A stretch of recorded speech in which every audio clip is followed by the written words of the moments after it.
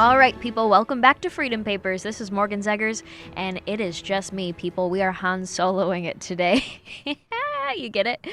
Connor's not here, basically. So, you guys, before we get into the episode, first of all, we're going into Federalist Paper 20 and Federal or Anti-Federalist papers, kind of 18 through 20. We're going to look at their reactions and their frustrations with these topics that were coming from the Federalists. So I kind of love to see that good back and forth that was going on in 1787. Specifically, the Anti-Federalist papers came out in November 1787. But look at me go, already getting into the details before I even bring up the important thing that I wanted to talk about. So I found out that I have a code again. Hashtag influencer, apparently. Whoa. So, YWLS, happening in Dallas in early June, this spring. Oh my gosh, I can't believe it. I'm super excited, and I found I have a code for 50% off of a ticket to go to the Young Women's Leadership Summit. Are you kidding me? 50% off of your ticket. I looked at that and I was like, did somebody have a typo, or do I really have this sweet discount for all the peeps out there that are listening to Freedom Papers? You guys, it's true. If you use the code Morgan, you will get 50% off your ticket to the entire conference at Young Women's Leadership Summit in Dallas this June. What are you doing if you have not used the code yet to buy your ticket? Go do it right now. I think it's tpusa.com/YWLS. Go do it. I will be there, and all my friends will be there from Turning Point, so I hope to see you there. It was a blast last year. Alex did an awesome job with the theme, and the theme this year is like revenge, because we are back, and we're pretty mad, and we are ready to come out swinging for the conservative movement. Now, let's get right into it, you guys, because as a Dutch person, I think most of my heritage is Dutch. I'm kind of excited about this paper because it's about the Netherlands. Now, that being said, am I an expert on things about the Netherlands? I'll be honest, no. But this paper is quite interesting, and I have an appreciation for it because it's nice to hear the founders talk about the land of my people, the Netherlands. So, first thing, I figured let's just go through this paper in order. That really, I evaluated it, I read it, I looked at everything, and I said, this is going to be best if we just read through it together and go point by point.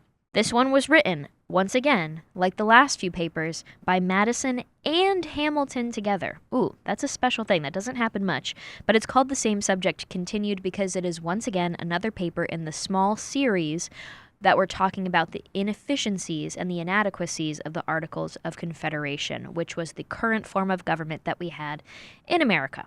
So, we looked through Germany, not Germany, but the Germanic tribes and the confederacy that was there. We looked through Greece most recently. Those were the last two countries and areas that we talked about. We had Connor join us for one of those, or maybe two. I'm going crazy, you guys. I'm already forgetting. But today we're talking about the Netherlands. The United Netherlands was the proper name, and that is what we start out with sentence number 1. Let's see what Hamilton and Madison said.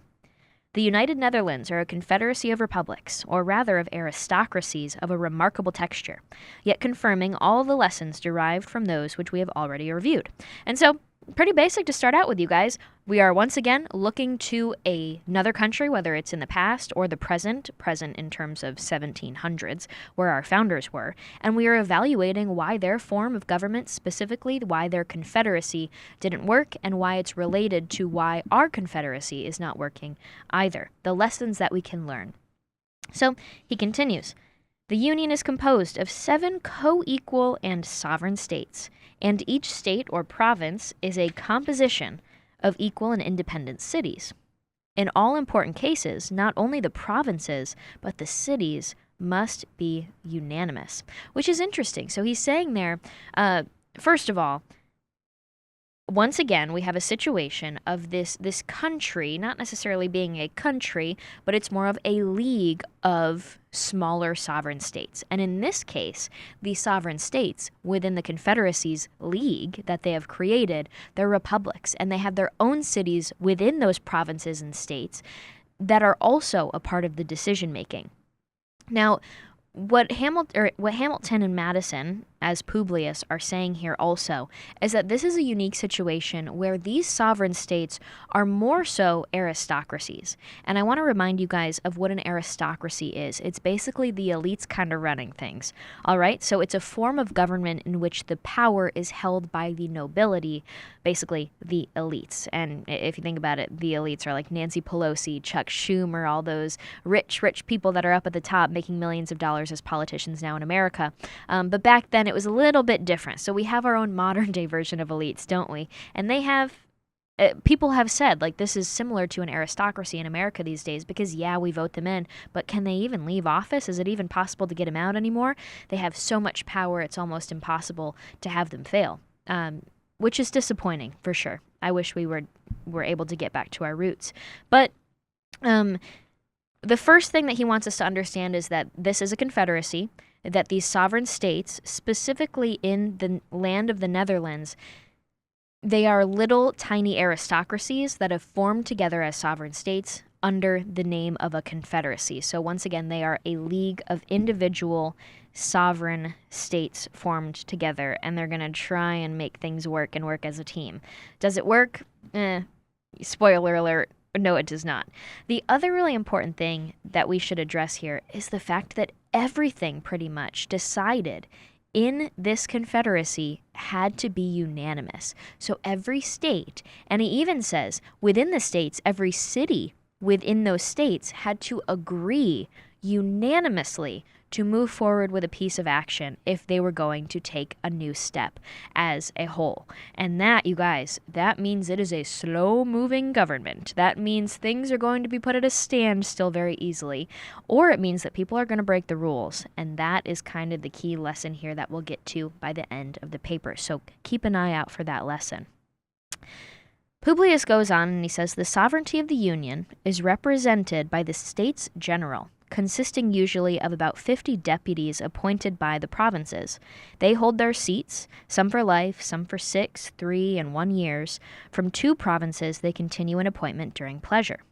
So the States General for them is kind of like our Congress. If you think of what their federal government looks like in their confederacy, all the provinces appointed, not voted or elected in, appointed 50 people to represent them in this top, more centralized federal government.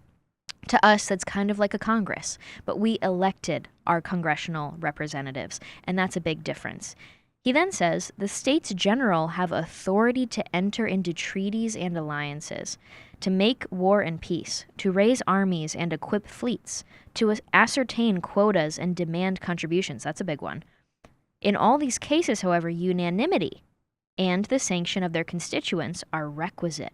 So you, again, once again, have to be unanimous between all of the members of the States General to make decisions. Oh my goodness. Can you imagine having to have in America these days unanimous decision-making in everything that you do, basically, at a federal level? That would be impossible. And so again, we're getting that theme of the impossibilities of this style of government, and the impossibilities are leading people to go around the rules, basically. And once you have a weak form of government that has its rules ignored, things get rough, and that's what happens here.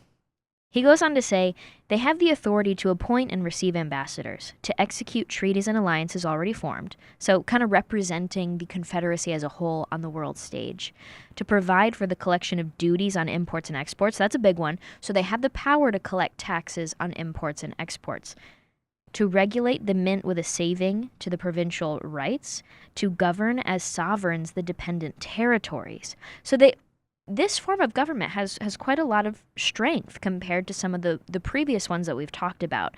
But it's still not enough, and the rules they might look good on paper to say, yeah, we want everybody to agree on everything and have unanimous decision-making, but that actually weakens the government because it leads to people avoiding that requirement and kind of skirting the rules, doing things without unanimous consent. It says the provinces are restrained, unless with the general consent, from entering into foreign treaties, from establishing imposts injurious to others, or charging their neighbors with higher duties than their own subjects. A council of state, a chamber of accounts, with 5 colleges of admiralty, aid and fortify the federal administration. So they've got a good setup. That's the first thing. But here's where it gets a little weird.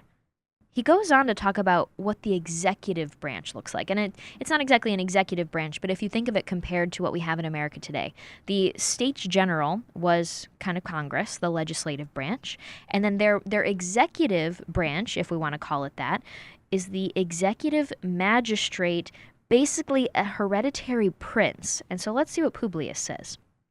He says the executive magistrate of the Union is the stateholder who is now an hereditary prince. His principal weight and influence in the Republic are derived from his independent title, from his great patrimonial estates, and from his family connections with some of the chief potentates of Europe, and, more than all, perhaps from being the stateholder in the several provinces as well as for the Union, in which provincial quality he has the appointment of town magistrates under certain regulations, executes provincial decrees, presides when he pleases in the provincial tribunals, and has throughout the power of pardon. So he has the power of pardon, which is quite a big deal. So Publius goes from talking about the legislative branch to then talking about the executive branch, which is that hereditary prince. And you guys, a hereditary prince, not very American. So clearly the founders are not like, let's try this one. They understand that that's a no-no here. We definitely, both Anti-Federalists and Federalists, do not want to repeat a King George situation on American shores. So the next topic that he talks about, after just kind of breaking down the roles that these people in government have and the powers that they have, the limitations that they have, he then talks about where things kind of go wrong. And the big lesson is that it looks good on paper, but this is why it's actually failing. So let's get into that one. The fourth topic, he says, such is the nature of the celebrated Belgic Confederacy as delineated on parchment. So there it is. That's what the government looks like, or at least that's what it looks like and should be according to what is written on paper. That's what he's saying there in kind of a sassy way. He then says, what are the characters which practice has stamped upon it? And so what does he mean by that? But what is actually happening based on what is written on paper for this government to be achieving? What is actually the outcome of what is written? And then he gets a little rough. He says, imbecility in the government, discord among the provinces, foreign influence and indignities, a precarious existence in peace, and peculiar calamities from war. It was long ago remarked by Grotus that nothing but the hatred of his countrymen to the House of Austria kept them from being ruined by the vices of their constitution. What the heck does he mean there? Now, this requires a little backstory. So, Grotus is Hugo Grotus. He was a Dutch man, and if I looked up his background and found it in Britannica, and it says he was a Dutch jurist and scholar who in 1625 wrote something called On the Law of War and Peace. And it is considered one of the greatest contributions to the development of international law. So then it goes on to say that not only was this considered one of the greatest contributions to the development of international law, but he was also a statesman and a diplomat, and he's been called the father of international law for his contributions. He said this quote that I had just read, that nothing but the hatred of his countrymen to the House of Austria kept them from being ruined by the vices of their constitution. What he's saying there is that the only thing that kept this confederacy together, even though the structure of government was so filled with failures, was the fact that they all had one common enemy in hating Austria. Okay, so it's kind of sassy in that way, but he's saying that there were so many problems that it was kind of surprising that the government didn't fall down and collapse. But it pretty much only didn't collapse right away because everybody in the country had one thing they could rally around together, and that was their hatred of Austria. Okay, so then he moves from what Grotus said to now what another respectable writer said. So he says that this union, this league that was formed, says another respectable writer, reposes an authority in the States General seemingly sufficient to secure harmony. So it looks like it would. You know, this union on paper looks like it would bring quite a lot of harmony and peace to the people. But the jealousy in each province renders the practice very different from the theory. Guys, what a quote. it renders the practice very different from the theory. That works in so many aspects of politics, specifically socialism. I've talked about this in other episodes, but that idea that some people, even conservatives, they'll say, yeah, socialism looks good on paper, but it doesn't work. In my opinion, it does not look good on paper. We need a diverse society. We do not want to only have one option. We don't want the government to economically control humans. It's against human nature, and it is inherently anti-freedom, anti-independence if you are dependent on the government for everything. Self-reliance is key, baby. I won't go too far into that one. But socialism is just a perfect example of people that think socialism looks great on paper and they think it's going to, as practiced, carry out what it says it will on paper. I'm sorry, but what happens is, yes, socialists promise certain things. They say it's going to work out. They map out their plans to nationalize an economy. And then, what do you know? It's not that socialism has never been tried before, and that's why we've never had a socialist experiment actually successfully work. Instead, socialism has been tried many, many times. It just fails after like step 2 or step 3. And then the socialists say, well, that wasn't real socialism because we couldn't actually experience the full socialist experiment to say that it did or didn't work. So we still have to try sometime and actually see if it would work properly. And they think it's going to work here in America. It's not going to happen. It's been tried a million times and it fails by step 2 or 3. It might look nice on paper to some people, not me, but it's never going to work when it's actually practiced in real life. So that's what this guy's saying here, where he's saying that this idea of everybody agreeing to everything in the Confederacy, that on the Netherlands, all these different sovereign states coming together and agreeing on everything and supporting each other and not having a national identity, it doesn't work. And it leads to division. It leads to what might look good on paper not actually playing out in real life. So once again, the jealousy in each province renders the practice very different from the theory. What a statement. I'm going to put that one on a t-shirt. The next problem that we're going to talk about. Publius says the same instrument, says another, obliges each province to levy certain contributions, but this article never could, and probably never will, be executed, because the inland provinces who have little commerce cannot pay an equal quota.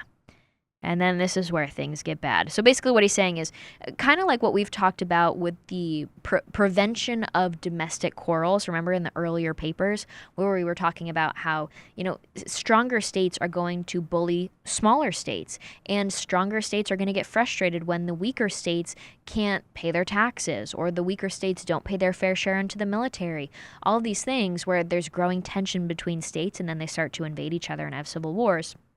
This is kind of what's breaking down right now. He's saying that there are going to be weaker areas of the Confederacy that end up not reaching quotas, that end up not providing their fair share, whether it's of taxes or contributions or soldiers, whatever it may be. And it's going to lead to resentment between states, but this is where it gets worse because it goes from just growing tension into action. Publius says it has more than once happened that the deficiencies have been ultimately to be collected at the point of, get this, the bayonet, a thing practicable though dreadful in a confederacy where one of the members exceeds in force all the rest, and where several of them are too small to meditate resistance, but utterly impracticable in one composed of members, several of which are equal to each other in strength and resources, and equal singly to a vigorous and preserving defense. Oh my goodness. So what do you know? The common theme that we've seen throughout these papers is back again, and it's the idea that things can get violent very quickly. Now, like we talked about, I can't remember which paper. It was a recent paper where we were talking about that struggle with the Articles of Confederation, being that there is really no way to hold states accountable other than actual physical military force. And that will lead to, what do you know, civil war. And not a lot of states really want to do that. And so instead of people fighting each other, first of all, they might fight each other and actually go to war over one state not paying taxes or whatever it may be. But they also, what might happen and what's more likely to happen is the states will do everything they can to avoid having to use military force against another state. And so states start to slip.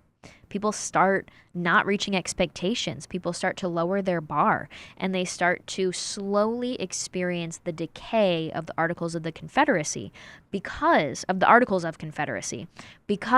nobody has high expectations for each other anymore, and there's no way to hold the bad actors accountable. So there were two ways that it could really happen. I think what Publius said was that there was like the violent death or the natural death, and those were the options. So what we're seeing here is that in the Netherlands, you were having encounters between the sovereign states at the bayonet, at the end of a bayonet, to try and force the states that weren't paying attention and weren't following the rules to actually walk the line, like Johnny Cash did for June Carter. Okay, so similar to what we were talking about in that last paper with what do you do when people aren't following the rules, when they aren't sticking to the form of government's requirements and expectations of sovereign states, this is what Publius gets into next. He says, in critical emergencies, the States General are often compelled to overleap their constitutional bounds. What? The federal government, the central government in this case, would overleap their constitutional bounds. So they would overstep. They would move in a way that was unconstitutional. Why? Because there were emergencies caused by the inadequacies of the structure of the Confederacy. He says, in 1688, they concluded a treaty of themselves at the risk of their heads. The Treaty of Westphalia in 1648, by which their independence was formally and finally recognized, was concluded without the consent of Zealand. And so you remember that whole idea of everything being unanimous? Something happened, a treaty was signed, and it lacked the consent of one of the states. That's a no-no, apparently. And so does it seem like it's that bad of a no-no? Maybe it's not. But what happens if you just keep behaving in a way where you avoid rule after rule after rule? Does your government even exist anymore? What's the legitimacy of your government? He says, even as recently as the last treaty of peace with Great Britain, the constitutional principle of unanimity was departed from. A weak constitution must necessarily terminate in dissolution for want of proper powers or the usurpation of powers requisite for public safety. Whether their usurpation, when once begun, will stop at the solitary point or go forward to the dangerous extreme must depend on the contingencies of the moment. Oh, that's not something you want to do. Tyranny has perhaps oftener grown out of the assumptions of power called for on pressing exigencies by a defective constitution than out of a full exercise of the largest constitutional authorities. That was a big paragraph. You guys, this is a big one. So what he's saying, this could go either way. Say something happens like we are arguing for a treaty to be signed to help one of our members gain independence. Okay, we should all want to sign it, but what happens if one of the states doesn't want to sign it? Do we break the rules and have it signed anyways without the consent of one of the states, even though we're supposed to have full unanimous support for this action? Maybe we should. Maybe that makes sense.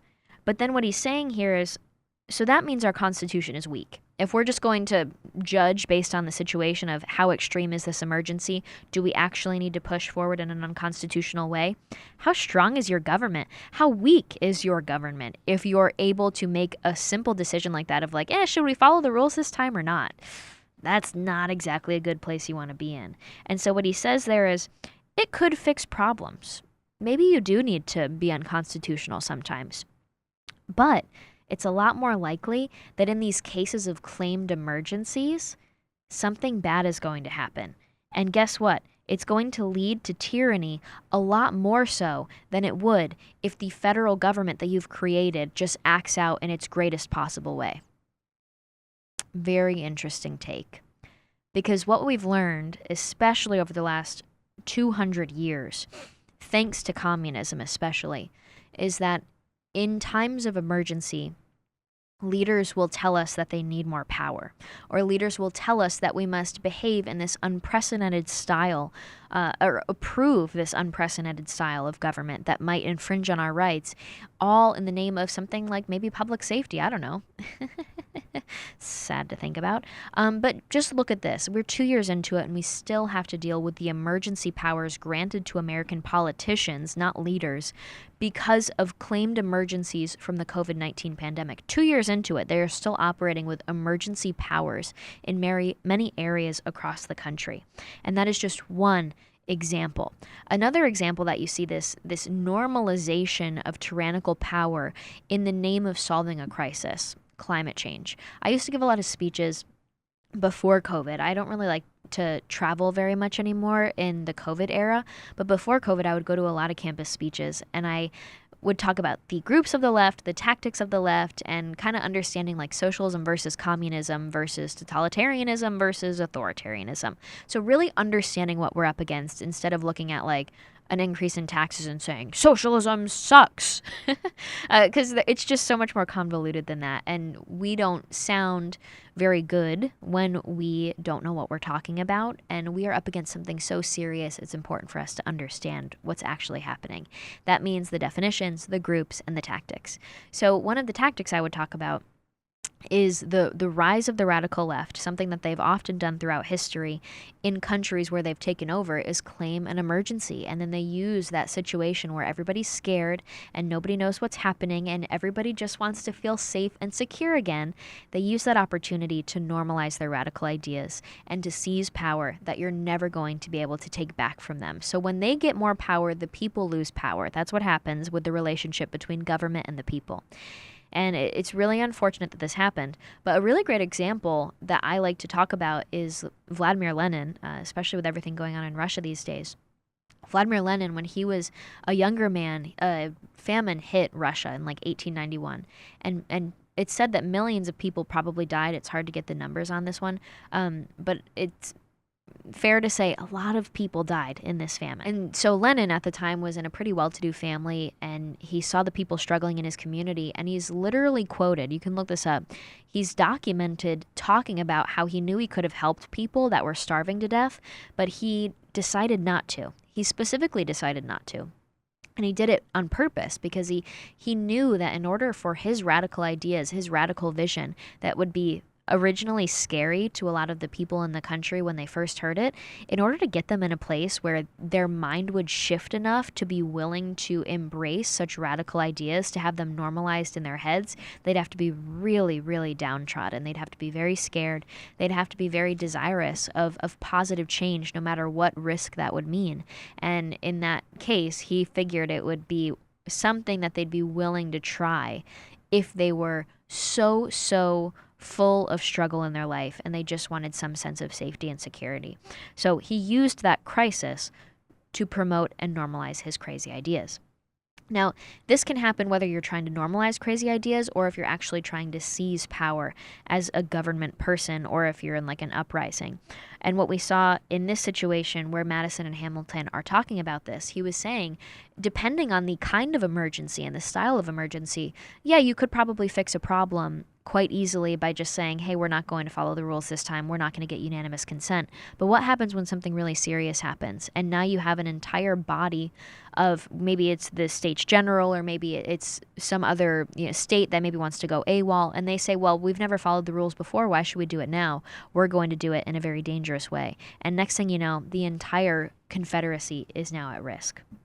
So that's what stuck out to me so much, that theme of a manufactured or a natural crisis. The left is manufacturing a crisis with climate change, but that's a whole other thing. I mean, they tell us we need to adopt socialism and end capitalism in America to save the world from dying in 10 years. So if that's not a manufactured crisis, I don't know what is, but I digress. So that question of where to draw the line is important, especially for the people in a weak confederacy like they had in the Netherlands, because you had to ask, where do you draw the line? Where do we stand as a nation, as a confederacy, when it comes to keeping our word and standing by the principles and the code and the law of this land?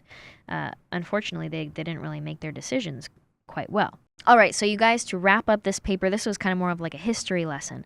To wrap up this paper on the Netherlands, Publius finishes with some, pretty fluffy words, let's be honest. He says, "Let us pause, my fellow citizens, for one moment over this melancholy and monitory lesson of history." He then says, "This unhappy people seem to now be suffering from popular convulsions, from dissensions among the states, and from the actual invasion of foreign arms, the crisis of their destiny. All nations have their eyes fixed on the awful spectacle." It's really a shame.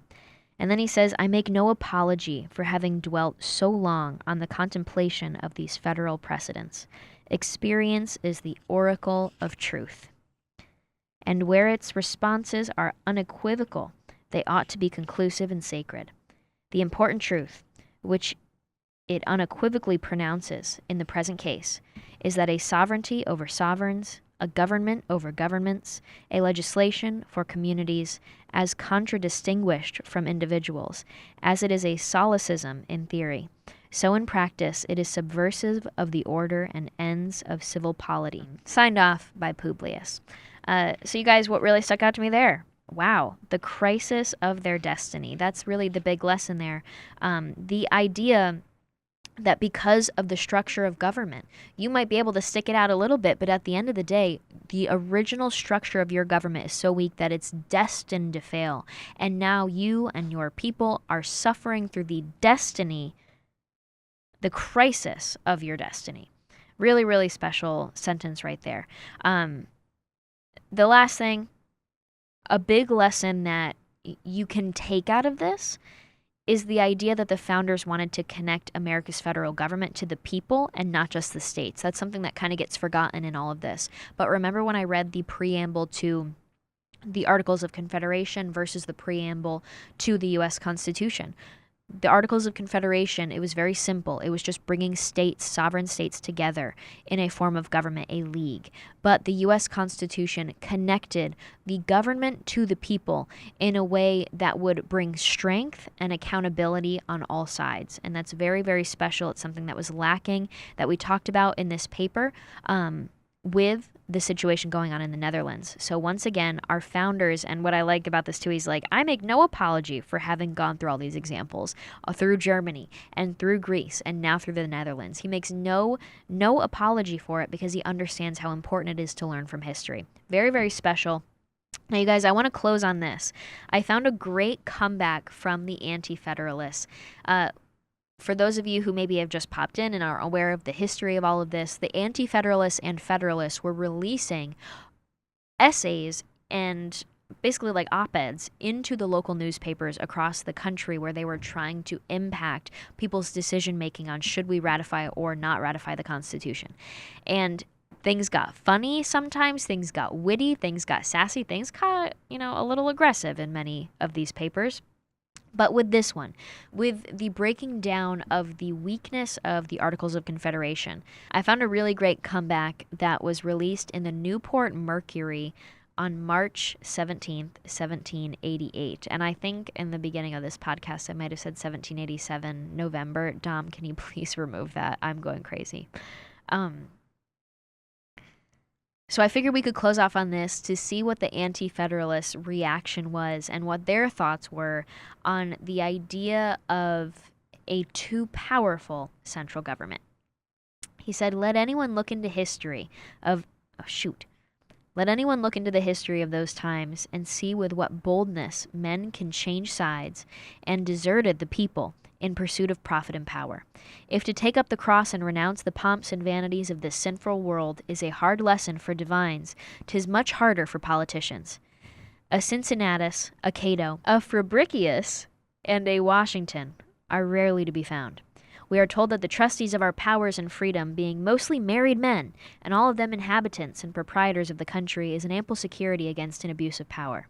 Whether human nature be less corrupt than formerly, I will not determine, but this I know, that Julius Caesar, Oliver Cromwell, and the nobles of Venice were natives and inhabitants of the countries whose power they usurped and drenched in blood.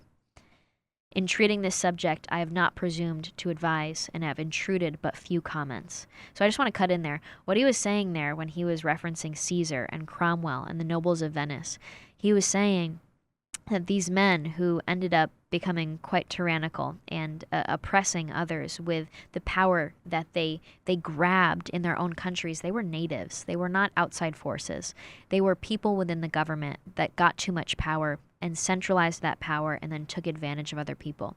And that's exactly what the Anti-Federalists were worried about with the creation of a too strong and too powerful federal centralized government. I'll continue, and we're almost done. But he said, I have mentioned the state of those countries which most resemble our own, and leave to the natural sense of the reader to make his own conclusions. The malcontents, the lovers of novelty, delight in much allegory. Should I be indulged in a few words in that way, I should not compare the new constitution to a house. I should fetch my simile from the country, and compare it to a Siberian wheat, otherwise called Siberian cheat, which is known to have been the most praised, the most dear, the most worthless, and the most short-lived thing that was ever adopted. But if the free men of this continent are weary of that power and freedom they have so dearly bought and so shortly enjoyed, the power of judging and determining what laws are most wholesome, what taxes are requisite and sufficient, I say, if the people are tired of these privileges, now is the time to part with them forever. Much more might be said to show the bitterness and mischief contained in this gilded pill. But being fond of brevity, I shall rely on the good sense of the public to keep themselves out of the trap, and sign myself in plain English, a Newport man. How good is that? He signed off as a Newport man. Very humble, very interesting, and yes, the Federalists, Hamilton, Madison, John Jay, they had a way with their fancy words, and this man kind of cuts in and he says, I'm not going to play around. I'm not going to give you pretty words. I'm not going to delight much in allegory, and I'm going to sign myself off in plain English, a Newport man. Very strong reminder. And you guys remember this, without the Anti-Federalists, we wouldn't have the Bill of Rights. And we'll get into that eventually. I mean, we've got a long way to go. We're only on paper 20. Thanks for tuning in. Thank you to Turning Point for powering this podcast. And if you haven't yet, subscribe, give us 5 stars, and let me know if you have a favorite paper yet, actually, in the reviews. I would love to see that. Mine's Federalist Paper No. 2. You guys, thanks for tuning in. I'll see you next week.